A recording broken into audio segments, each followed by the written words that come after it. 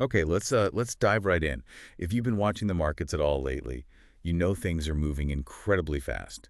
I mean, headlines hit, data drops. Yeah, and the whole landscape can just change, like, dramatically, sometimes in just hours. Totally. And that kind of speed, it feels like a real fundamental shift, doesn't it? It does. It makes you question if the old investing playbooks, the ones built for, a slower world, can actually keep up. Exactly my thought. Yeah. And that rapid environment is, well, it's the perfect lead-in to the source material for this deep dive. We're looking at an article called The Next Generation of Income: Why Zero DTE Strategies Are Replacing Yesterday's Covered Calls. Okay. That title alone, it definitely suggests there's a big change happening, or maybe has happened, in how people are thinking about income generation, especially in this market. It really does. So our mission today, and we're sticking strictly to what's in this article, is to unpack why the source thinks these 0 days to expiration, the zero DTEs, are kind of stepping into the role that traditional covered calls used to play. And what that actually means for trying to generate income when the market's moving at, well, lightning speed. Right. So the article kicks things off by talking about traditional covered calls, labeling them Gen 1. How does it describe that approach? Yeah, Gen 1.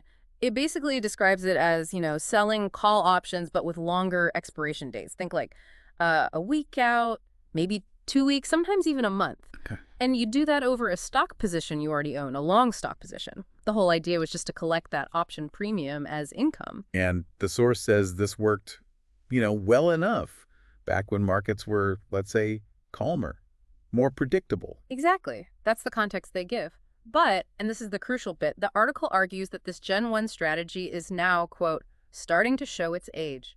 Showing its age. Okay, so why? What's making it seem outdated according to the source? Well, they're pretty specific. They point right at the current market conditions. Things like CPI whiplash, when inflation data comes out and the market just snaps back and forth. Right. And FOMC-driven price swings, so big moves tied directly to Fed announcements. And even these retail-driven gamma squeezes. Right, those sudden, sharp moves. Yeah, powerful surges, often fueled by lots of options buying, maybe from smaller traders sometimes.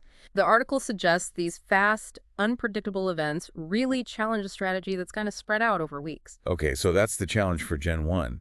How does this source say zero DTEs fit into this picture then? This is where they bring in the rise of zero DTEs, right? It is, and they back it up with some pretty, frankly, eye-opening stats. They reference the SIBO 2025 report, zero DTEs decoded, and the number that really jumped out at me, almost 60%. 60%? Yeah, nearly 60% of all S&P 500 options volume is now apparently coming from these zero DTE contracts. Wow, 60%. That alone just feels like a massive signal, doesn't it? I mean, that's not some niche thing anymore. That's the majority of index options trading happening on a single-day time frame. It's huge. And the article really drives this home with a volume comparison. It says the S&P 500, it's trading over 1.5 million contracts 1.5 million.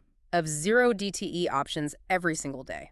Now, compare that, like the article does, to just 5 years back, 2020.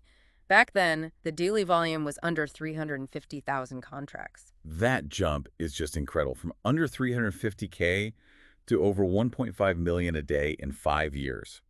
That clearly shows what the article calls a substantial shift in investor sentiment, right? People are actively moving towards these ultra short-term options. Exactly. It strongly suggests that traders, big and small, are adapting their strategies to match how fast the market's actually moving today.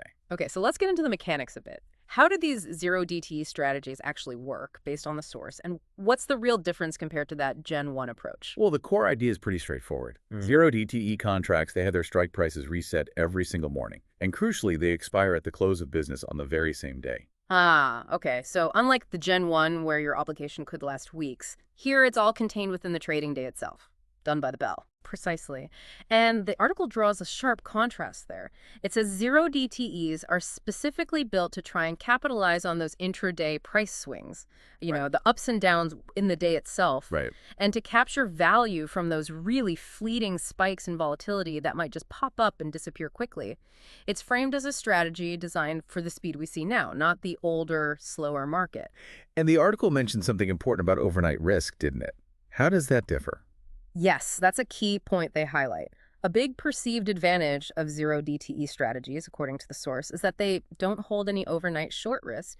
Since the option you sold expires at the end of today, your obligation just vanishes at the close. Which means your underlying stock, the shares you own, they're just sitting there overnight, completely unburdened by that short call. Exactly. The article puts it as the strategy being 100% long overnight to whatever the underlying stock does. That's a major difference from holding those Gen 1 calls overnight. With those, your short call is still active. So you're still exposed if, say, there's bad news, or a Fed speech, or earnings drop before the market opens tomorrow. Zero DTE avoids that specific overnight short call risk. So this volatility, which the article suggested was maybe a problem for Gen 1, it's actually positioned as a feature, not a bug, for zero DTEs. Is that the idea? That's exactly how the article frames it. It says the strategy is built for speed, right? Designed to try and monetize those short, sharp market convulsions.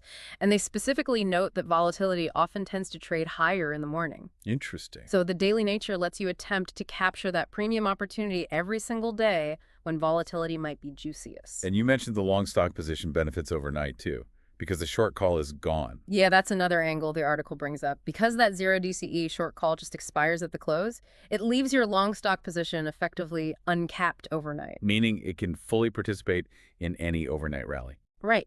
It retains its full potential for upside movement during that overnight period when typically volatility is lower anyway. The source suggests this gives you an extra layer of potential long exposure that you just don't get with traditional covered calls holding that short position through the night. Okay, this all feels very connected to time decay, to theta, which the article really seems to emphasize. Oh, absolutely. It's central. The source even includes a little glossary definition saying theta is simply a measure of an option's time decay.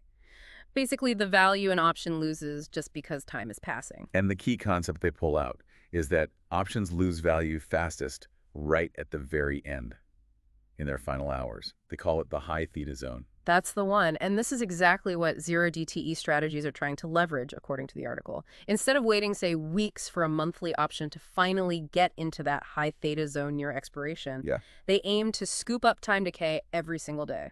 They do this by only dealing with options that are always in that final day, that high theta zone. Oh, okay, I see the contrast now.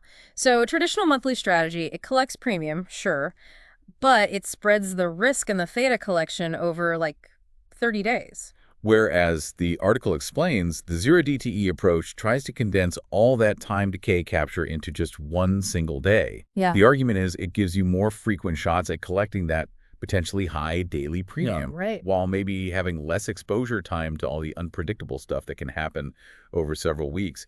The source puts it like this. Gen 1 waits for the highest theta. Zero DTE tries to earn the highest theta every single day.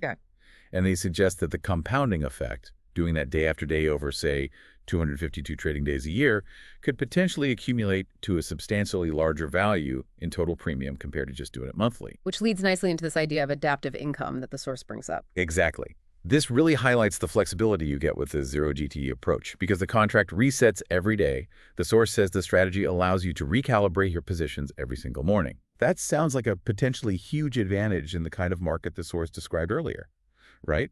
That ability to tweak your exposure, maybe change your strike price, or even decide not to play that day. You can do that daily based on the latest news or market feel or whatever. Instead of being locked into one position for weeks while maybe multiple big events happen, you could adjust on the fly. Yeah, it's about trying to trade the market more in real time, as the article implies, generating income based on the specific conditions of that day. So if we pull this all together, what's the source's final word? What's their overall conclusion on zero DTEs versus the traditional approach? Well, the article doesn't mince words. It concludes that zero DTEs aren't just like an alternative strategy. They see them as a new evolution for covered call writing. An evolution? Yeah. They explicitly state zero DTEs are built for today's fast-paced market, not yesterday's slower one. So they're really making the case that the market itself has fundamentally changed, and therefore the strategies need to change too.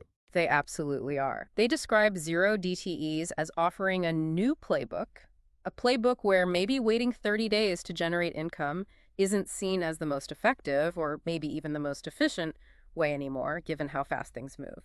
The future then, according to this source, is more adaptive, less passive. That really seems to be the core message, yeah.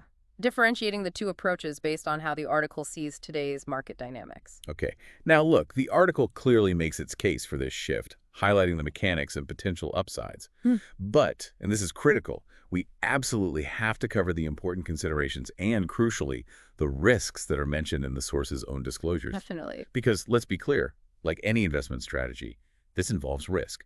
You could lose money, potentially your principal investment, and past performance is never, ever a guarantee of future results. And the disclosures list several specific risks tied to zero DTE options themselves, which are really important to grasp given how unique they are. Let's walk through those, pulling directly from that disclosure section. First off, they state that because these options expire so incredibly quickly, they are significantly more sensitive to sudden price movements and market volatility compared to longer-dated ones. Makes sense. A small move can have a huge percentage impact really fast. Right. And because of that sensitivity and the super tight time frame, the timing of your trades becomes absolutely critical.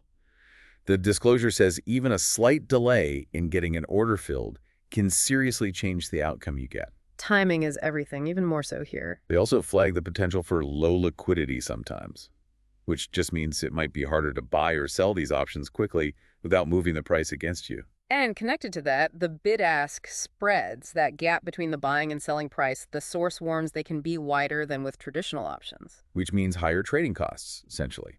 That could eat into any potential returns. Definitely. Another point they make is that this is all still relatively new and evolving fast. So the strategy could be subject to rule changes and operational frictions. Like what? Well, the disclosure specifically mentions that if regulators like the OCC, the Options Clearing Corporation, change the rules in a way that makes trading zero DTEs difficult or impractical, funds might have to pivot to using other things like swaps, Okay. which are these customizable derivative contracts, and that could just bring in a whole new set of complexities and risks. Gotcha. And beyond the zero DTE specifics, the disclosure also reminds us about the general covered call strategy risk. Okay, Right? so the fundamental risk is still there. You're potentially giving up any stock gains above the strike price you sold the call at. Capping your upside. Right. While you still bear the full downside risk if the stock price tanks. And the disclosure notes the premium you collect might not always be enough to cover those losses on the stock itself. And they also mention that exchanges can actually halt options trading if things get too wild, right? Which could stop you from getting out or adjusting when you need to most. That's in there too. And one more specific risk mentioned, if FLEX options are used, those are the customizable exchange-traded ones. There's the, albeit unlikely, risk of the OCC having solvency issues, plus potentially less liquidity than standard options. Okay. And one final detail from the disclosures, a note that any fund distributions might include a return of capital or ROC, meaning part of what you get paid out could just be your own initial investment coming back to you, not actual income or profit. Which has tax implications, absolutely. They rightly say you should talk to a tax advisor about that. Okay, so those disclosures add really vital context, don't they? While the article presents this evolution towards zero DTEs, understanding these specific and sometimes significant risks is just non-negotiable, especially for strategies built for this kind of speed. Couldn't agree more. It's the crucial other side of the coin. So just to quickly wrap up, based on this source, we've seen the contrast. The traditional covered call Gen 1, suited for maybe a slower, less volatile market. And then how the sheer speed of today's market, driven by things the article cites like CPI, FOMC news, has fueled this massive, substantial shift towards zero DTEs. Which are designed very differently, right? To try and capture intraday moves, harvest that daily time decay. Exactly. The source positions them as a more adaptive approach, potentially better suited for now compared to the more passive, longer-term traditional methods. All while, and we have to keep saying it, acknowledging the very real and specific risks that come with playing in that ultra-short-term space. Yeah, it's a clear argument the article makes for an evolution directly linked to how the market itself has changed. So it leaves you with a thought, doesn't it? Considering how incredibly fast markets move today and seeing this huge surge in activity around strategies designed to monetize daily volatility and time decay, like these zero DTEs, what does that really tell us about the changing nature of both opportunity and risk when you're looking for investment income right now?